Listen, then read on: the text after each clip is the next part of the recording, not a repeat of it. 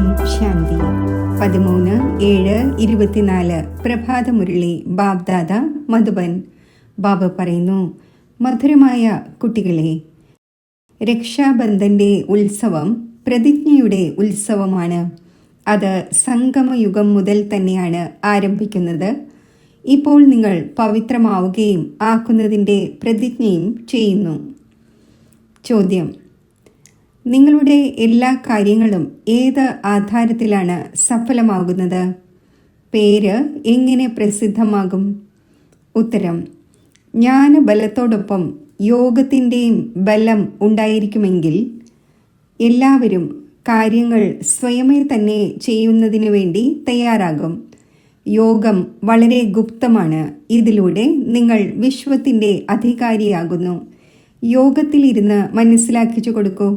അപ്പോൾ പത്രക്കാർ സ്വയമേ നിങ്ങളുടെ സന്ദേശം അച്ചടിക്കും. പത്രങ്ങളിലൂടെ തന്നെയാണ് പേര് പ്രസിദ്ധമാകേണ്ടത്. ഇതിലൂടെ തന്നെയാണ് വളരെ പേർക്ക് സന്ദേശം ലഭിക്കുന്നത്. ഓം ശാന്തി. ഇന്ന് കുട്ടികൾക്ക് രക്ഷാബന്ധനെക്കുറിച്ച് മനസ്സിലാക്കിച്ചു തരുന്നു. കാരണം ഇപ്പോൾ സമീപത്താണ്. കുട്ടികൾ രാഖി ബന്ധിക്കുന്നതിനായി പോകുന്നു. ഇപ്പോൾ ഏതൊരു കാര്യമാണോ സംഭവിച്ചിരുന്നത് അതിൻ്റെ ഉത്സവം ആഘോഷിക്കുന്നു. ഇത് കുട്ടികൾക്കറിയാം. ഇന്നേക്ക് 5000 വർഷങ്ങൾക്ക് മുമ്പും ഈ പ്രതിജ്ഞാപത്രം എഴുതിയിരുന്നു. അതിന് വളരെയധികം പേരുകൾ നൽകിയിരിക്കുകയാണ്. ഇത് പവിത്രതയുടെ അടയാളമാണ്.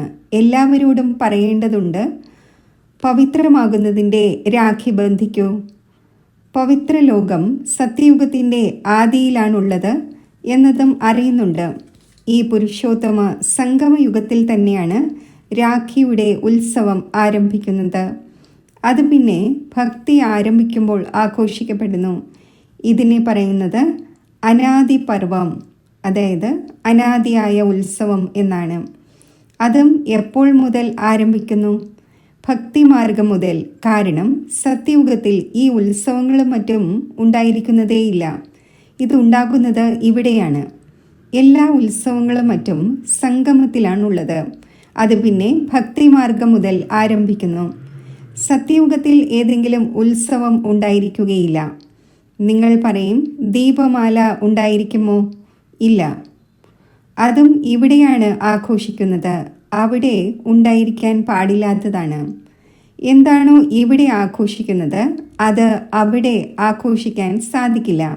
ഇതെല്ലാം കലിയുഗത്തിലെ ഉത്സവങ്ങളാണ്. രക്ഷാബന്ധൻ ആഘോഷിക്കുന്നു. ഈ രാഖി എന്തുകൊണ്ട് ആഘോഷിക്കപ്പെടുന്നു എന്നത് എങ്ങനെ അറിയാൻ കഴിയും? നിങ്ങൾ എല്ലാവരെയും രാഖി ബന്ധിക്കുന്നു. പാവനമാകൂ എന്ന് പറയുന്നു. കാരണം ഇപ്പോൾ പാവന ലോകം സ്ഥാപിതമായിക്കൊണ്ടിരിക്കുന്നു. ത്രിമൂർത്തിയുടെ ചിത്രത്തിലും എഴുതിയിട്ടുണ്ട്, ബ്രഹ്മാവിലൂടെ പാവന ലോകത്തിൻ്റെ സ്ഥാപന നടക്കുന്നു. അതിനാൽ പവിത്രമാക്കുന്നതിനായി രാഖി ബന്ധനം ആഘോഷിക്കപ്പെടുന്നു. ഇപ്പോൾ ജ്ഞാനമാർഗത്തിൻ്റെ സമയമാണ്. കുട്ടികളായി നിങ്ങൾക്ക് മനസ്സിലാക്കിച്ചു തന്നിട്ടുണ്ട്. ഭക്തിയിലെ ഏതെങ്കിലും കാര്യം കേൾപ്പിക്കുകയാണെങ്കിൽ അവർക്ക് മനസ്സിലാക്കിച്ചു കൊടുക്കണം. നമ്മളിപ്പോൾ ജ്ഞാനമാർഗത്തിലാണ്. ജ്ഞാനസാഗരം ഒരേ ഒരു ഭഗവാനാണ്. ആ ഒന്ന് മുഴുവൻ ലോകത്തെയും വൈസ്ലെസ് ആക്കുന്നു. ഭാരതം വൈസ്ലെസ് ആയിരുന്നു. അപ്പോൾ മുഴുവൻ ലോകവും വൈസ്ലെസ് ആയിരുന്നു. ഭാരതത്തെ വൈസ്ലെസ് ആക്കുന്നതിലൂടെ മുഴുവൻ ലോകവും വൈസ്ലെസ് ആകുന്നു. ഭാരതത്തെ വേൾഡ് എന്ന് പറയില്ല. ഭാരതം വേൾഡിലെ ഒരു ഖണ്ഡമാണ്. കുട്ടികൾക്കറിയാം, പുതിയ ലോകത്തിൽ കേവലം ഒരു ഭാരതഖണ്ഡം മാത്രമാണുള്ളത്. ഭാരതഖണ്ഡത്തിൽ തീർച്ചയായും മനുഷ്യരും വസിക്കുന്നുണ്ടാകും. ഭാരതം സത്യഖണ്ഡമായിരുന്നു. സൃഷ്ടിയുടെ ആദിയിൽ ദേവതാധർമ്മം മാത്രമാണ് ഉണ്ടായിരുന്നത്. അതിനെ തന്നെയാണ് നിർവികാരി പവിത്ര ധർമ്മം എന്ന് പറയുന്നത്. അതുണ്ടായിരുന്നിട്ട് 5000 വർഷമായി. ഇപ്പോൾ ഈ പഴയ ലോകം ബാക്കി കുറച്ച് ദിവസങ്ങളേ ഉള്ളൂ. വൈസ്ലെസ്, അതായത് നിർവികാരി ആകുന്നതിന് എത്ര സമയമെടുക്കുന്നു? ടൈം എടുക്കുന്നു. ഇവിടെയും പവിത്രമാകുന്നതിൻ്റെ പുരുഷാർത്ഥം ചെയ്യുന്നു. ഏറ്റവും വലിയ ഉത്സവം ഇതാണ്. പ്രതിജ്ഞ ചെയ്യണം, ബാബ, നമ്മൾ തീർച്ചയായും പവിത്രമാകും. ഈ ഉത്സവത്തെ ഏറ്റവും വലുതായി കണക്കാക്കണം. എല്ലാവരും വിളിക്കുകയും ചെയ്യുന്നു, ഹേ പരംപിത പരമാത്മാവേ. ഇത് പറഞ്ഞിട്ടും പരംപിതാവ് ബുദ്ധിയിൽ വരുന്നില്ല. നിങ്ങൾക്കറിയാം, പരംപിത പരമാത്മാവ് വരുന്നത് ജീവാത്മാക്കൾക്ക് ജ്ഞാനം നൽകുവാനാണ്. ആത്മാവും പരമാത്മാവും വളരെ കാലം വേർപിരിഞ്ഞിരുന്നു. ഈ മേള ഈ സംഗമയുഗത്തിൽ തന്നെയാണ് നടക്കുന്നത്. കുംഭമേളയെന്നും ഇതിനെ പറയുന്നു. ഇത് ഓരോ 5000 വർഷത്തിനു ശേഷവും ഒരേ ഒരു തവണ നടക്കുന്നു. ജലത്തിൽ സ്നാനം ചെയ്യുന്ന ആ മേളയാണെങ്കിൽ അനേകം തവണ ആഘോഷിച്ചു വന്നു. അത് ഭക്തിമാർഗമാണ്. ഇത് ജ്ഞാനമാർഗമാണ്. സംഗമത്തെയും കുംഭം എന്ന് പറയുന്നു. 3 നദികൾ വാസ്തവത്തിൽ ഇല്ല.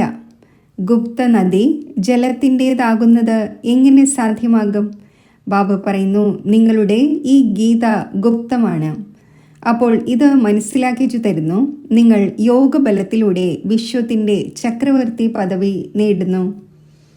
ഇതിൽ നൃത്തനാട്യങ്ങളോ മറ്റോ ഒന്നുമില്ല. ആ ഭക്തിമാർഗം മുഴുവൻ പകുതി കൽപ്പവും നടക്കുന്നു.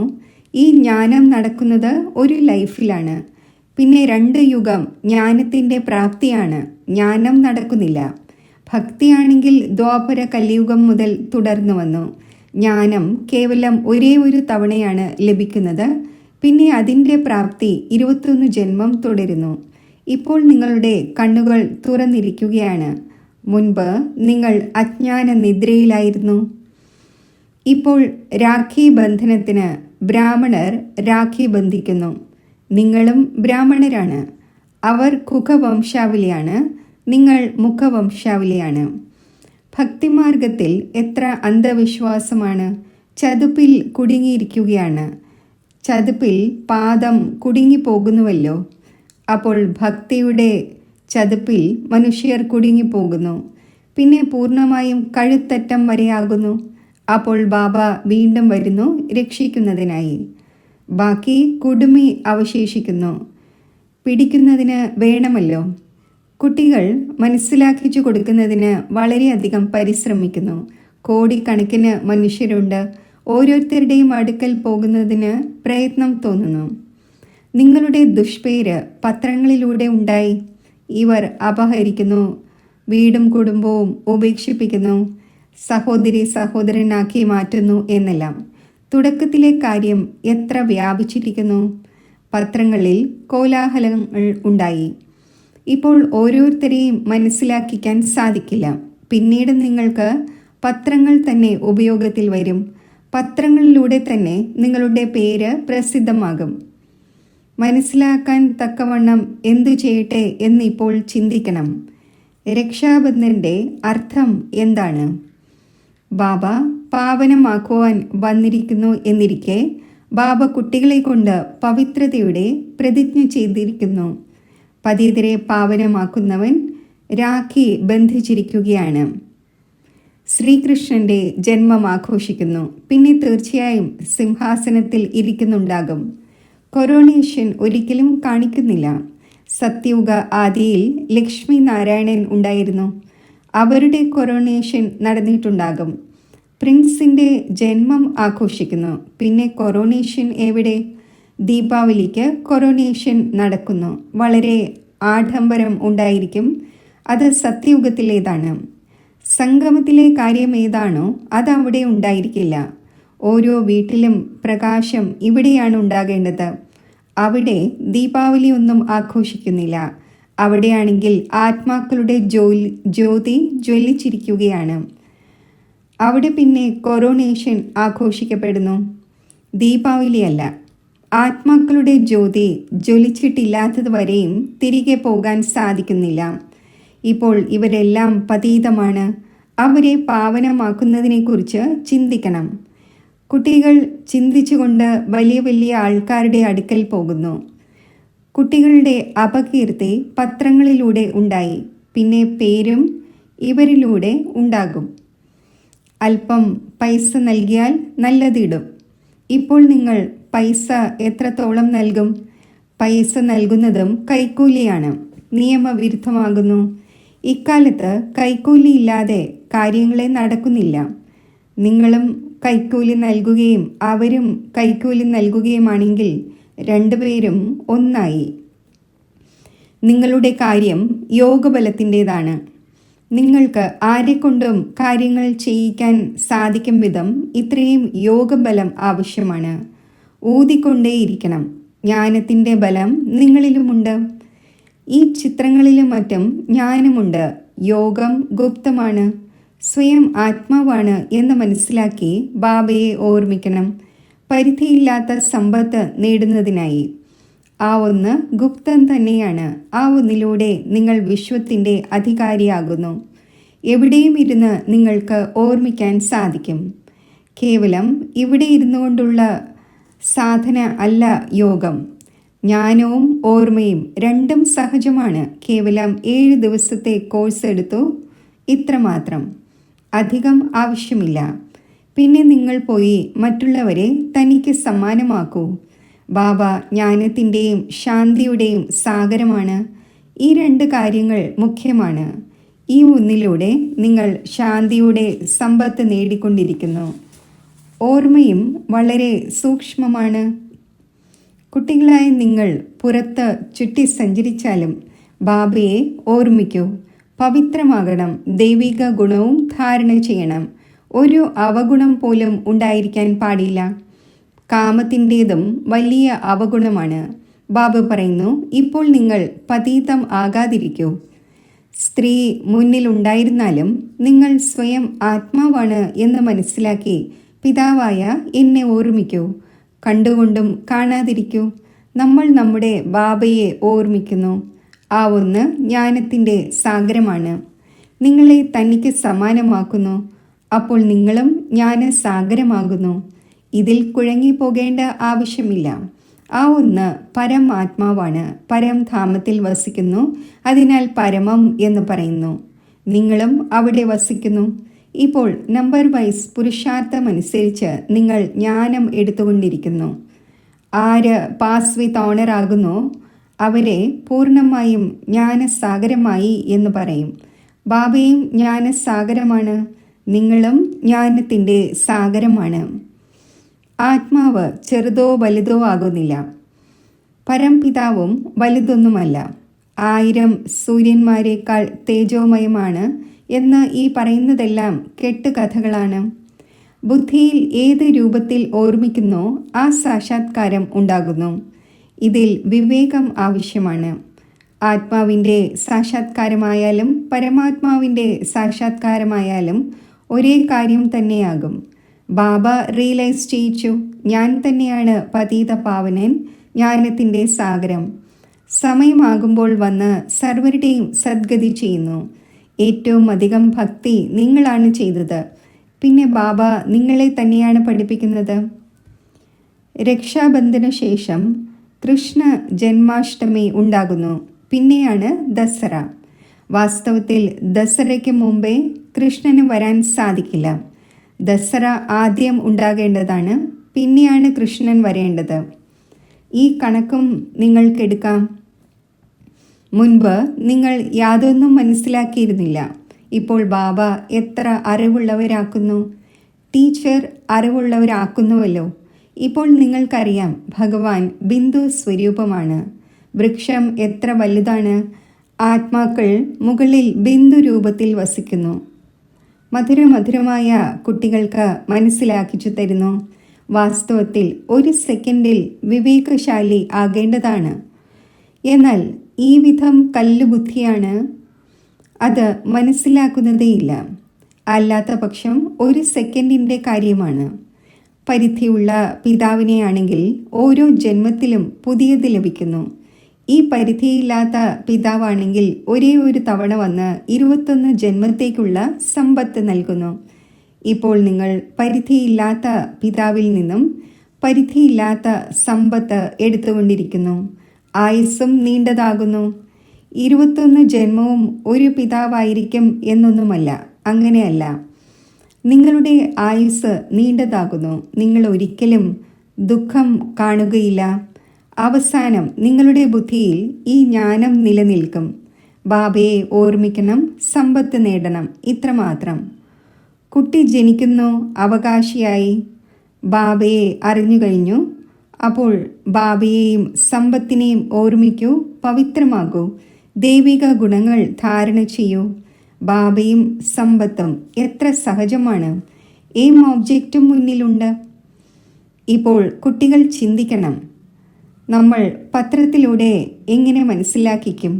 ത്രിമൂർത്തിയും നൽകേണ്ടി വരും. കാരണം ബ്രഹ്മാവിലൂടെ സ്ഥാപന എന്ന് മനസ്സിലാക്കിച്ചു തരുന്നു. ബ്രാഹ്മണരെ പാവനമാക്കുവാൻ ബാബ വന്നിരിക്കുകയാണ്. അതിനാൽ രാഖി ബന്ധിക്കുന്നു.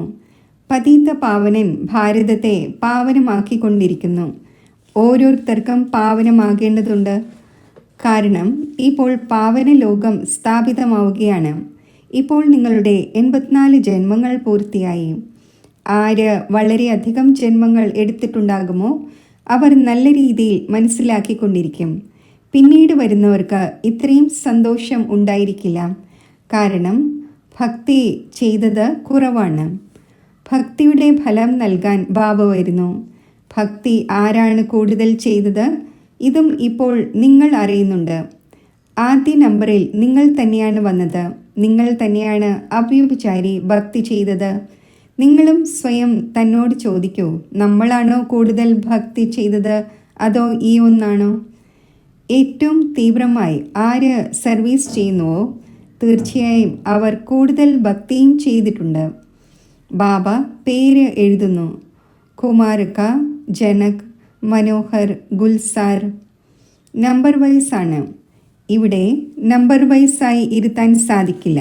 അപ്പോൾ ചിന്തിക്കണം, രക്ഷാബന്ധനെ കുറിച്ച് പത്രത്തിൽ എങ്ങനെ ഇടാം? മിനിസ്റ്ററിൻ്റെ അടുത്ത് പോകുന്നതും രാഖി ബന്ധിക്കുന്നതും നല്ലതാണ്. പക്ഷേ പവിത്രമാകുന്നില്ല. നിങ്ങൾ പറയുന്നു പവിത്രമാകൂ. അപ്പോൾ പവിത്ര ലോകം സ്ഥാപിതമാകട്ടെ. 63 ജന്മം വികാരിയായി. ഇപ്പോൾ ബാബ പറയുന്നു, ഈ അന്തിമ ജന്മം പവിത്രമാകൂ, ഈശ്വരനെ ഓർമ്മിക്കൂ. അപ്പോൾ നിങ്ങളുടെ ശിരസിൽ ഏതൊരു പാപമുണ്ടോ അത് ഇറങ്ങട്ടെ.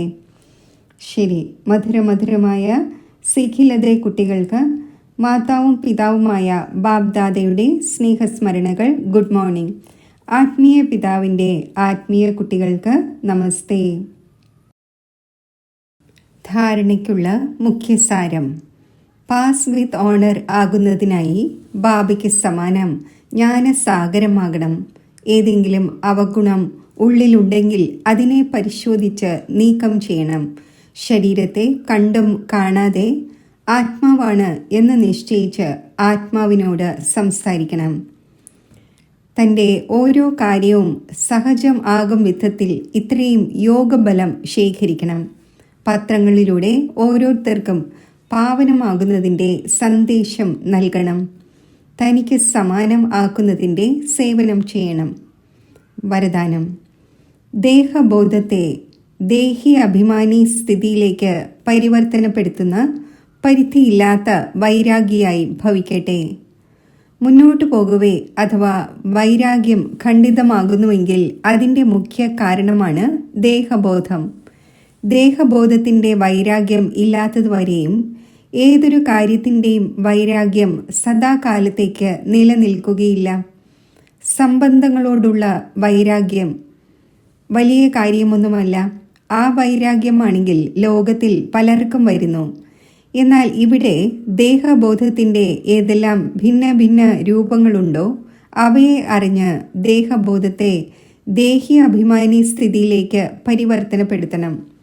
ഇതാണ് പരിധിയില്ലാത്ത വൈരാഗി ആകുന്നതിൻ്റെ വിധി. സ്ലോഗൻ. സങ്കല്പമാകുന്ന പാദം ഉറച്ചതാണെങ്കിൽ കാർമേഘങ്ങൾ പോലെയുള്ള കാര്യങ്ങളും പരിവർത്തനപ്പെടും. Om Shanti.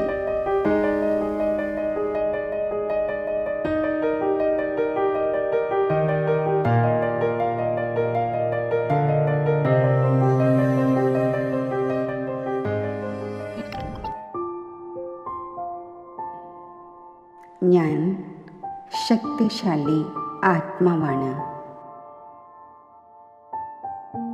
I am a powerful being. എന്ത് ചിന്തിക്കുന്നുവോ അത് എനിക്ക് ചെയ്യുവാൻ കഴിയും. ഞാൻ ശാന്ത സ്വരൂപ ആത്മാവാണ്. എൻ്റെ ഓരോ സങ്കല്പവും സത്യമാണ്, ശാന്തമാണ്, സ്ഥിരമാണ്. ഞാൻ പവിത്ര ആത്മാവാണ്. എൻ്റെ ഓരോ സങ്കല്പവും ഓരോ വാക്കും വരദാനിയാണ്. എൻ്റെ ശരീരം നിരോഗിയാണ്. എൻ്റെ ശരീരം സമ്പൂർണ്ണ ആരോഗ്യമുള്ളതാണ്. അങ്ങനെ ആയിരിക്കുകയും ചെയ്യും. പവിത്രതയും ശാന്തിയും ശക്തിയും എൻ്റെ ശരീരത്തിലെ ഓരോ കോശങ്ങളിലും എത്തിച്ചേരുന്നു.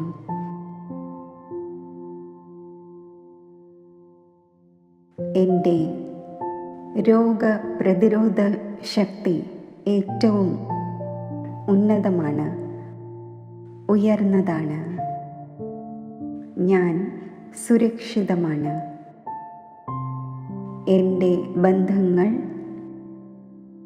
വളരെ പ്രിയതരമാണ്. നാം ഏവരും പരസ്പരം അംഗീകരിക്കുന്നു. നാം ഏവരും ഒന്നാണ്. എൻ്റെ സഫലത സുനിശ്ചിതമാണ്. എനിക്ക് ചുറ്റും പരമാത്മാവിൻ്റെ ശക്തികളുടെ ഒരു ഊർജത്തിൻ്റെ വലയമുണ്ട്. വൈറ്റ് ഗോൾഡൻ ലൈറ്റിൻ്റെ ഒരു വലയം.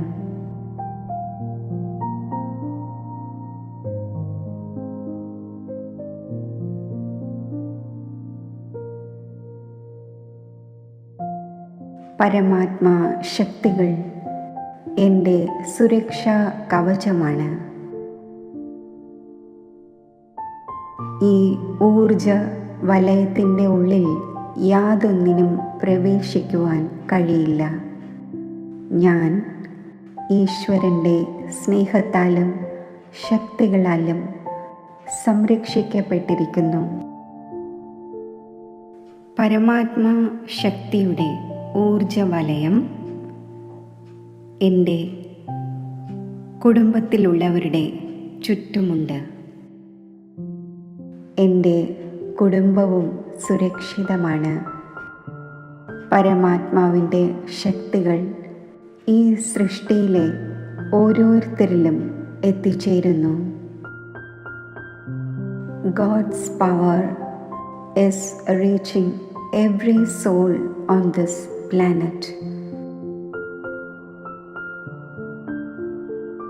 ഓരോ ആത്മാവും ശക്തിശാലിയാണ്, നിർഭയമാണ്, സുരക്ഷിതമാണ്.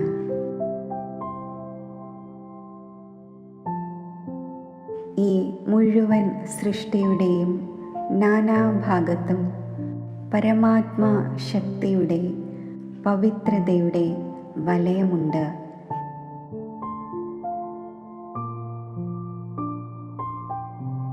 ഈ ലോകം ഭദ്രമാണ്, സുരക്ഷിതമാണ്.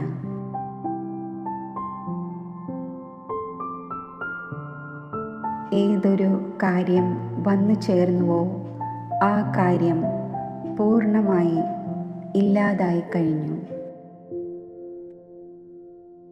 അത് സമാപ്തമായി. Finished for ever,